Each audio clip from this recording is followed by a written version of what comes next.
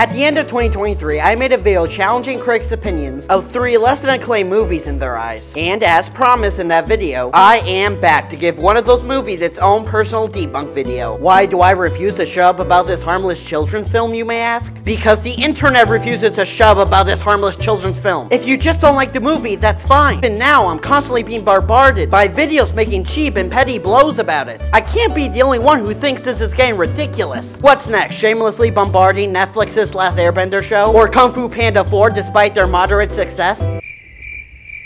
So join me today, dear viewers, as I reveal to you why the bad guy in Wish was really the bad guy all along. This man is overgasped.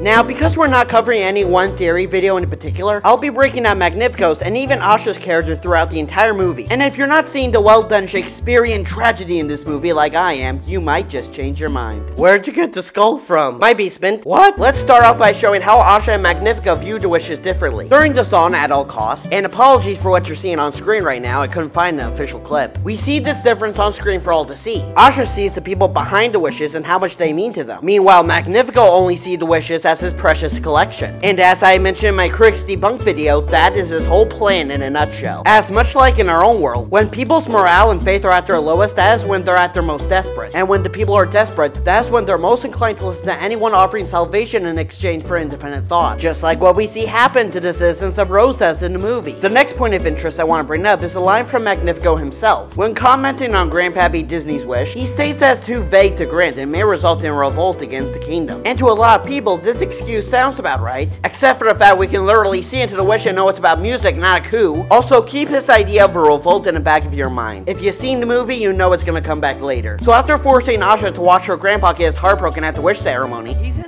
asshole. Star gets summoned down after a music number, and both he and our main heroine agreed to steal back Grandpappy Disney's wish. Now, I'm sure we can go on and on about the ethical ramifications of these Robin Hood shenanigans, but what's important to note here is, before there was even an idea of thievery, Magnifico had already become paranoid of another wish-granting being, and was more than willing to sell his soul in order to snuff them out. Also while singing a music number that highlights his delusions, saying that the people of Rosas are always selfish asking for their wishes to be granted, when he himself was the one who started granting the wishes for free, a charity if you will. And now if we move ahead to the climax of the film, we see the results of Magnifico's short-sightedness, as not only has he become more unhinged than ever before, but the people of Rosas finally decide they have enough of his BS, and revolt against him. You get it? So by being greedy and only granting the wishes that will benefit him, he ended up planting the very seeds of rebellion he was afraid of. Oh, the irony. So in conclusion, Magnifico's a con man, and seeing him as the victim probably makes you as gullible as the people of Rosas. But in all fairness, there's one criticism about this movie I would agree with. It would probably be it could have benefited from more time. Space out the music numbers a little more, maybe give us a flashback scene with Asha and her dad, stuff like that. But anyways, theory debunked.